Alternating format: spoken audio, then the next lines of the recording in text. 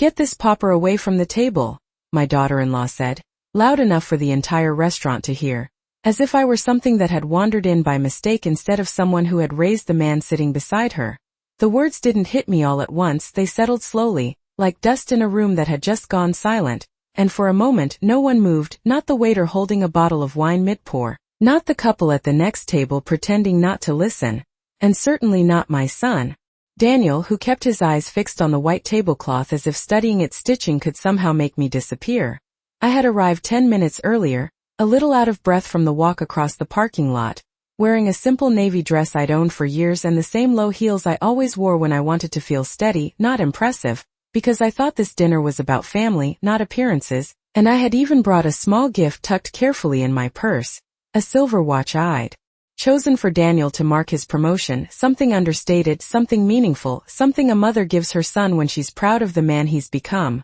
Vanessa, on the other hand, had dressed for an audience, all sharp lines and polished confidence, the kind that fills a room before a person even speaks, and when she looked at me, really looked at me, I saw the flicker of judgment in her eyes, the quick scan from my shoes to my hair, the silent conclusion she reached in less than a second, and I realized then that she had already decided who I was long before I ever sat down. "I'm serious," she added, her voice colder now, gesturing toward me with 2 fingers as if pointing at a stain. And that was when the manager approached, hesitant but obedient, asking in a careful tone if there had been some kind of misunderstanding. And I could have spoken then, I could have explained, corrected, reminded everyone at that table exactly who I was. But I didn't, because something inside me had gone very still, the kind of stillness that comes not from weakness but from clarity. I placed my napkin neatly beside my plate, smoothed the front of my dress, and stood up without a word, feeling every pair of eyes in the room follow me as I reached for my purse,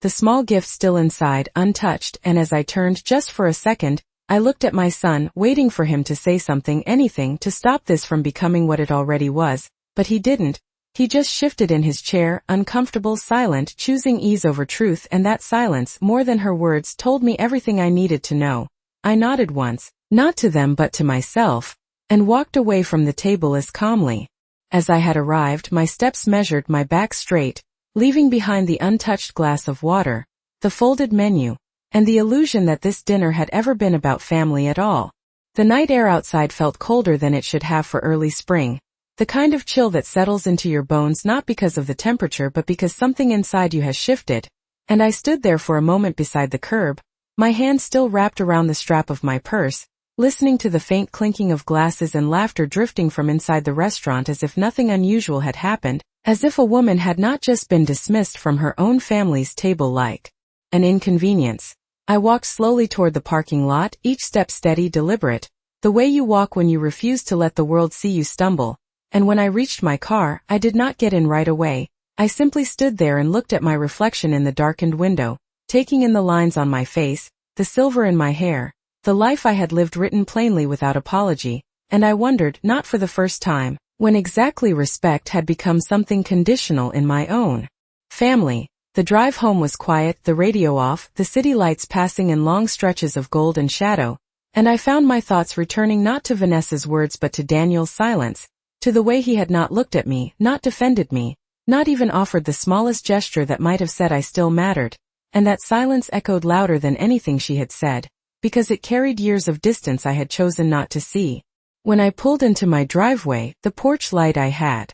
left on earlier greeted me with its familiar glow, and for a moment I felt an unexpected wave of relief, as if stepping back into my own space restored something that had been taken from me at that table. And I unlocked the door, stepped inside, and set my purse gently on the kitchen counter, the house quiet except for the soft hum of the refrigerator, the same steady rhythm that had accompanied so many nights of my life. I reached into my purse and took out the small box I had brought for Daniel, turning it over in my hands, remembering how I had stood in the store just 2 days ago, choosing it carefully, thinking about how proud I was of him, how far he had come, how I still saw the boy who used to run into my arms after a long day at school. And I let out a slow breath, not in anger, but in understanding, because something had become very clear to me tonight, something I had been avoiding for longer than I cared to admit. I placed the box on the counter and poured myself a glass of water, taking a sip as I leaned lightly against the edge, allowing the quiet to settle around me, and instead of replaying the humiliation,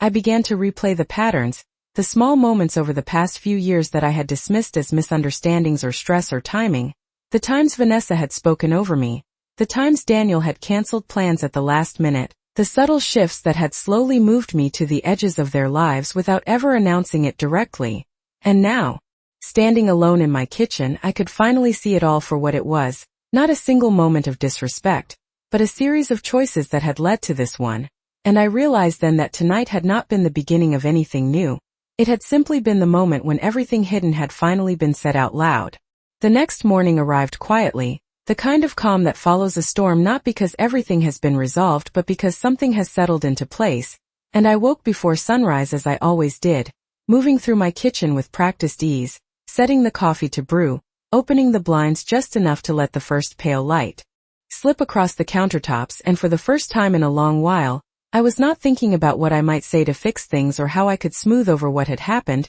I was simply observing, noticing how different everything felt now that I was no longer trying to hold something together that had already come apart. I sat at the small table by the window with my cup of coffee, the steam rising slowly, and let my mind drift back, not to last night, but to earlier moments, quieter ones, the kind that never seem important until they begin to form a pattern you cannot ignore. Like the time Vanessa had corrected me in front of her colleagues about something trivial, her tone polite but edged with something sharper, or the afternoon I had waited at a cafe for nearly an hour because Daniel had assured me they would meet me there, only to receive a message at the last minute saying they had decided to go somewhere else, something more convenient, something that did not include me. At the time I had told myself it was nothing, that people get busy, that young couples have their own lives, and I had smiled and finished my tea alone, convincing myself that understanding was the same as acceptance. But sitting there now, with the morning light stretching across the floor, I could see those moments differently,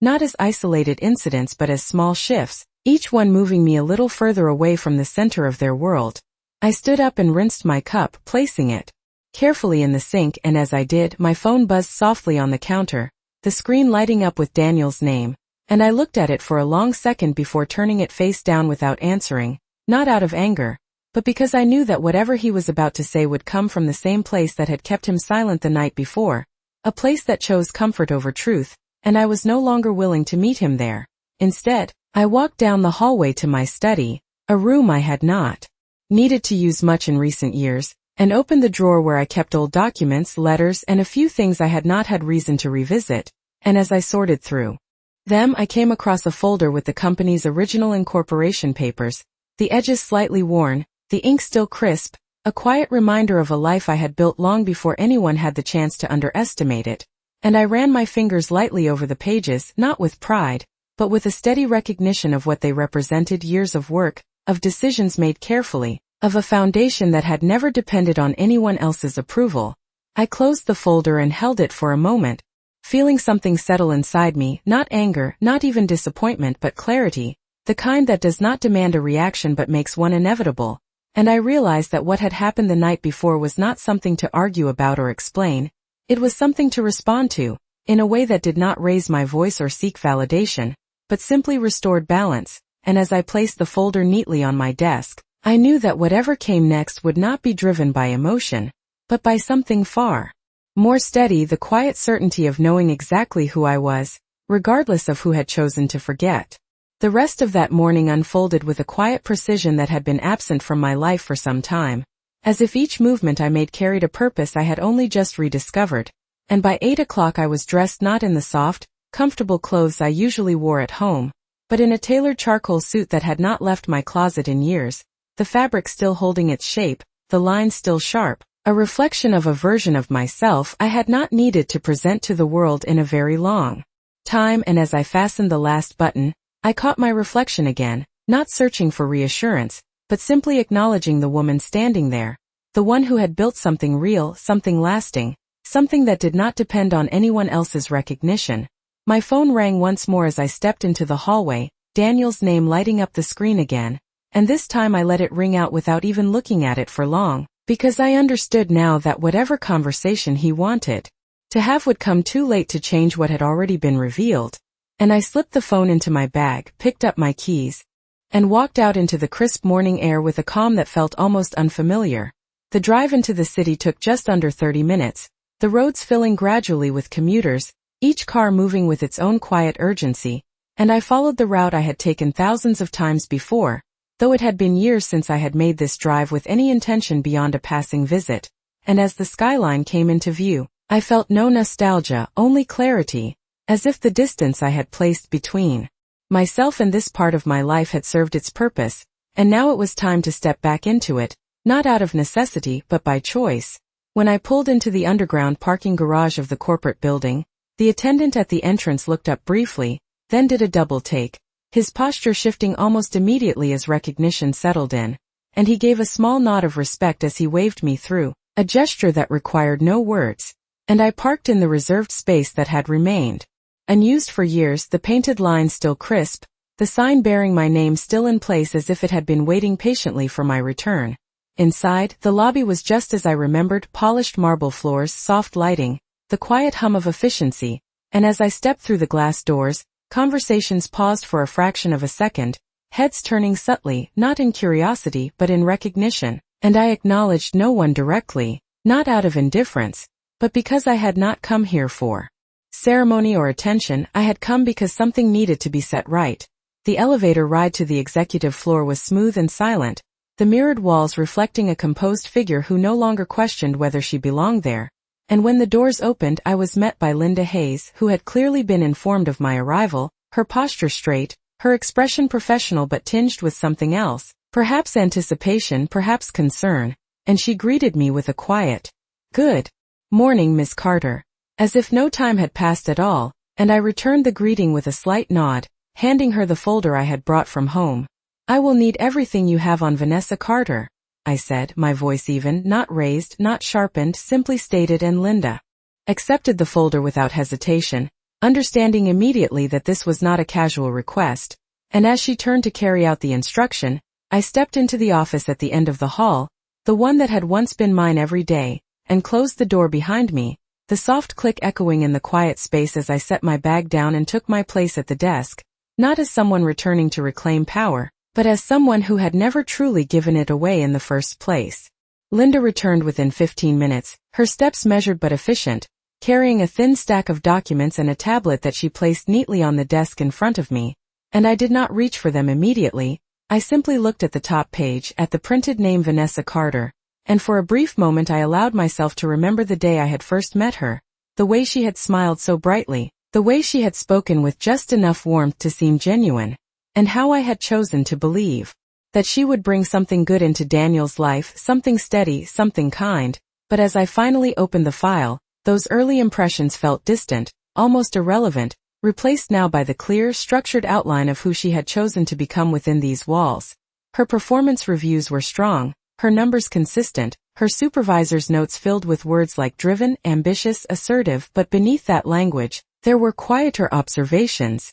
patterns that only became visible when you looked closely enough, comments about her interactions with support staff, mentions of complaints that had been resolved informally, remarks about her tendency to delegate downward in ways that blurred the line between leadership and entitlement, and I read each line carefully, not searching for justification but for truth, because what had happened the night before was not an isolated incident, it was simply the first time it had been directed at me. There were also 2 internal reports that never escalated, Linda said gently, her voice steady, both involving how she addressed lower-level employees, but her direct manager handled them quietly, and I nodded once, absorbing the information without surprise, because it aligned too perfectly with what I had already seen with my own eyes, and I turned the page, noting her current position, her recent nomination for promotion, the timeline that would have elevated her further within the company by the end of the quarter, and I closed the folder slowly, placing my hand on top of it as I considered the weight of what came next.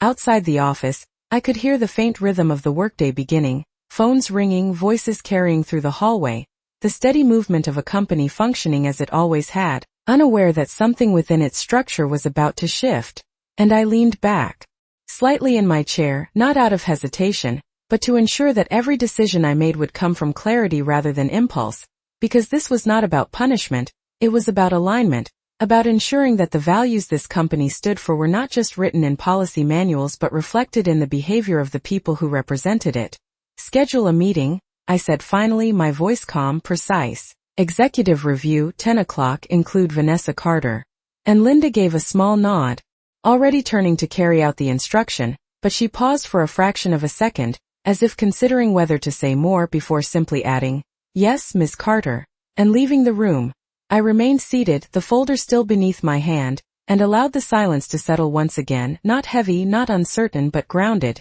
and as I looked out through the glass wall at the city stretching beyond, I felt no satisfaction, no anticipation, only a quiet certainty that what was about to happen was not driven by what had been said at a dinner table, but by something far more enduring, the simple and unchanging principle that respect, once revealed to be absent, must be addressed, not with noise but with consequence. At precisely 10 o'clock, the conference room door opened with a quiet, measured rhythm as one executive after another took their seats, their conversations low, professional, unaware of the subtle tension that had begun to settle beneath the surface, and I remained at the head of the table, reviewing the final page of Vanessa's file without urgency, allowing the room to fill completely before I looked up, because timing, I had learned long ago, often carried more weight than words. When Vanessa entered, she did so with the same confidence she had displayed the night before, her posture straight, her expression composed, though there was a flicker of surprise in her eyes when she saw me seated at the head of the table, a hesitation so brief that anyone less observant might have missed it, and she recovered quickly, offering a polite smile that did not quite reach her eyes as she took her seat across from me, unaware that the ground beneath her had already begun to shift. Daniel arrived just moments later, slightly out of breath, his tie not fully straightened,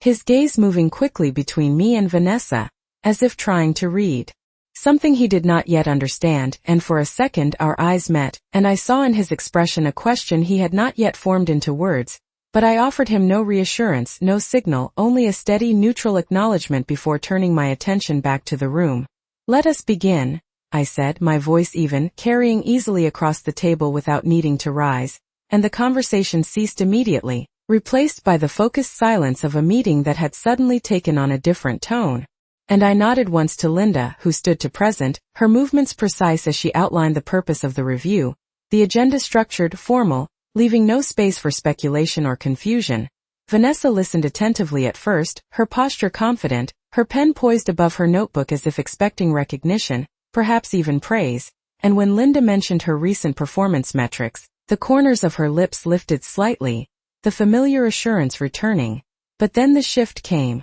Subtle at first, as the discussion moved from numbers to conduct, from results to behavior, and I watched as the change registered in her expression, the slight tightening of her jaw, the pause in her hand as she stopped writing. "There have been internal observations," Linda continued, her tone professional, neutral, regarding patterns of interaction with support staff and the delegation of responsibilities that fall outside appropriate managerial conduct. And the room grew still, the kind of stillness that carries weight, and Vanessa's gaze moved quickly, first to Linda, then to Daniel, then back to me, searching for context, for alignment, for anything that might anchor her in what was quickly becoming unfamiliar territory.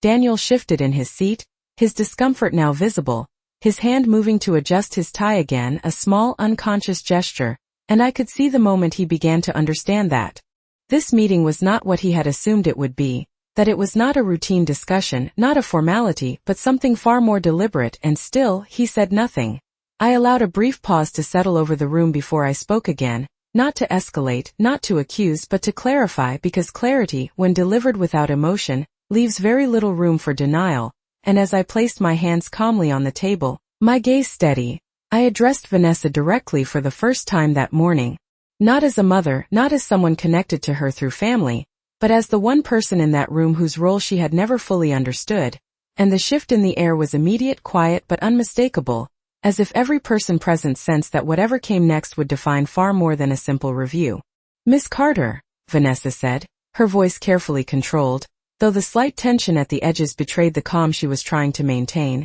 "I am not sure I understand the direction of this discussion," and I held her gaze without interruption, allowing the silence after her words to stretch just long enough for the room to register that this was no longer a conversation she could guide, that whatever assumptions she had walked in with no longer applied. "Then allow me to be clear," I replied, my tone steady, not raised, not sharpened, but firm in a way that did not invite debate, and I opened the folder in front of me, turning it slightly so that the top page faced her direction, though I knew she could not yet read the details from where she sat. And that was not the point. The point was that the information existed, structured, documented, undeniable. This company was built on a very simple principle. I continued, my voice even, that respect is not determined by title, income or appearance but by conduct, and that principle applies to every level of this organization without exception. And I watched as her expression shifted, not dramatically but enough, the confidence she had carried into the room beginning to give way to something more cautious, more uncertain. Daniel leaned forward slightly, his hands clasped together now, his attention fixed on me in a way it had not been the night before. And I could see the realization forming behind his eyes. Not yet complete but moving steadily toward understanding, and still he said nothing. Your performance metrics are strong, I said, acknowledging the facts without hesitation. Your results meet expectations and in some areas exceed them. And for a brief moment Vanessa seemed to anchor herself to those words, as if they might redirect the conversation back to familiar ground, but I did not pause there. However, I added, the word placed carefully, deliberately. Performance without alignment to core values creates instability, not leadership. And the room grew even quieter, if that were possible. Vanessa straightened slightly, her posture tightening, her hands now resting flat against the table as if grounding herself, and when she spoke again, her voice carried a different tone, one that attempted to regain control through reason. If there have been concerns, I would have appreciated the opportunity to address them directly before being brought into a formal review. And I inclined my head slightly, acknowledging the statement without conceding anything, because what she was asking for was not clarification, it was time, and time was the one thing she no longer had in this moment. You are being given that opportunity now, I said, my gaze steady. But before you respond, there is something you should understand. And I allowed a brief pause, not for effect but for clarity, ensuring that what came next would not be lost or misunderstood. The standards we are discussing are not theoretical, they are enforced at every level, and they are upheld by the same person who has final authority over this organization. And I let the words settle, watching as the meaning began to take shape in her expression, the faint confusion, the quick calculation, the moment where assumption and reality began to collide. Daniel's breath caught almost imperceptibly, his eyes shifting between us as if trying to connect pieces that had never been presented to him in this way, and I could see it then, the exact moment recognition began to surface, not fully formed but undeniable, and I did not look away because this was not about revealing something new. It was about acknowledging something that had always been true, whether they had chosen to see it or not. The room did not move, but everything inside it shifted, and I could see it in the way Vanessa's expression tightened, in the way her confidence no longer sat as easily on her shoulders as if the ground beneath her had begun to tilt just slightly out of alignment, and she leaned forward a fraction, her voice softer now, measured in a way it had not been before. I still do not understand what authority is being referenced here, she said, and there was something different in the way she spoke, not yet fear, but no longer certainty. I closed the folder gently, not with finality, but with precision, and rested my hands on top of it, meeting her gaze without hesitation, because this was the moment where clarity mattered more than anything else, and I spoke without raising my voice, without altering my tone. The authority you are asking about is mine, I said, and the words settled into the room with a quiet weight that did not need emphasis, because truth, when stated simply, carries its own force. For a second no one reacted, not because they had not heard me, but because they were processing what that meant. And then I saw it, the exact moment Vanessa understood, the subtle widening of her eyes, the quick intake of breath she could not quite hide, the shift in her posture as she leaned back slightly, as if distance might help her reassess what had just been said. Daniel's head turned sharply toward me, his expression no longer uncertain but stunned, the realization hitting him all at once, years of assumptions collapsing into a single moment of understanding, and he opened his mouth as if to speak, then stopped because there was nothing he could say that would change what had already been revealed. You have built your position here on strong results, I continued, my tone unchanged. But leadership is not measured by numbers alone, it is reflected in how you treat those you believe cannot affect your standing. And I let that sentence rest between us, not as an accusation but as a fact, and Vanessa's gaze dropped briefly to the table before returning to mine. Her composure now carefully reconstructed, her voice quieter when she spoke again. If this is about a misunderstanding outside of the workplace, I can assure you that it was not my intention to. She began, but I raised my hand slightly, not to interrupt harshly,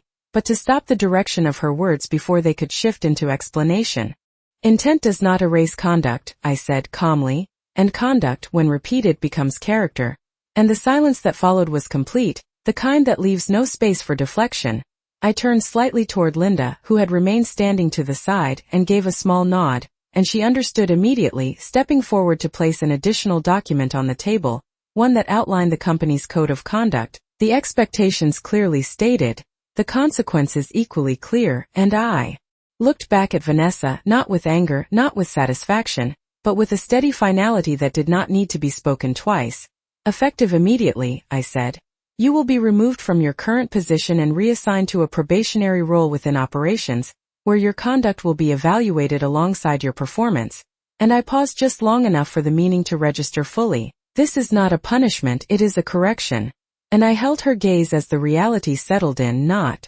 because I needed her to agree, but because I needed her to understand that this outcome was not driven by a single moment, but by a pattern that had finally reached its consequence. No one spoke after that, not immediately, not even after the sound of a chair shifting lightly broke the stillness, and I allowed the silence to remain, because there was nothing more that needed to be said. The decision had been made, the reasoning had been given, and anything added now would only dilute what had already been understood. Vanessa sat very still, her hands resting on the table where moments ago they had held steady confidence, and now they remained motionless, as if any movement might draw attention to the shift that had just taken place, and when she finally lifted her gaze to meet mine, there was something different there, not defiance, not even anger, but the beginning of recognition, the quiet awareness that what had happened was not sudden, not unfair, but the result of something she had carried with her long before this room. Daniel leaned back slowly in his chair. His expression no longer confused but heavy, the kind of weight that comes when clarity arrives too late to change the outcome, and he looked at me again, not as a son seeking reassurance, but as someone realizing he had misunderstood the person in front of him for far too long, and I did not soften my expression for him, not out of cruelty, but because this was not a moment that required comfort, it required truth. This meeting is concluded, I said quietly, and the words moved through the room with a finality that did not need to be repeated, and one by one, the executives gathered their things, standing, leaving in silence, each of them aware that they had just witnessed something that extended beyond a standard review, something that reinforced a boundary that could not be ignored. Linda remained for a moment, her eyes meeting mine briefly in a gesture that acknowledged both understanding and respect before she, too, stepped out, closing the door softly behind her, leaving just the three of us in the room, the space now stripped of formality, of audience, of anything that might distract from what remained. Vanessa stood first, her movements controlled, her posture carefully rebuilt, and though she did not speak, she gave a small nod, not of agreement but of acceptance, the kind that comes when there are no arguments left to make, and she walked toward the door without looking back, her step steady, her pace measured, and when the door closed behind her, the room felt larger, quieter, as if something unresolved had finally settled into place. Daniel remained seated, his hands now resting loosely in front of him, and for a moment, he said nothing, as if searching for words that would not come easily, and when he finally spoke, his voice was softer than I had ever heard it. "Mom," he began, the word carrying more weight than it had in years, but I raised my hand slightly, not to silence him completely, but to pause what I already knew he was going to say. "This is not about me," I said, my tone calm, not distant but grounded in something he needed to understand. "And it is not about what happened last night," and I stood, gathering the folder from the table, holding it lightly as I met his gaze. "It is about what you chose to accept and what you chose to ignore." And I saw the impact of those words settle in, not sharply but deeply, the kind that does not fade quickly. I walked toward the door then, not waiting for a response, not because I did not care what he might say, but because the moment for explanation had passed, and as I stepped into the hallway, the familiar rhythm of the company continued around me, unchanged, steady, moving forward as it always had, and I moved with it, not as someone seeking resolution, but as someone who had already found it, in the quiet certainty that respect is not something you demand, it is something you uphold, even when others fail to recognize it.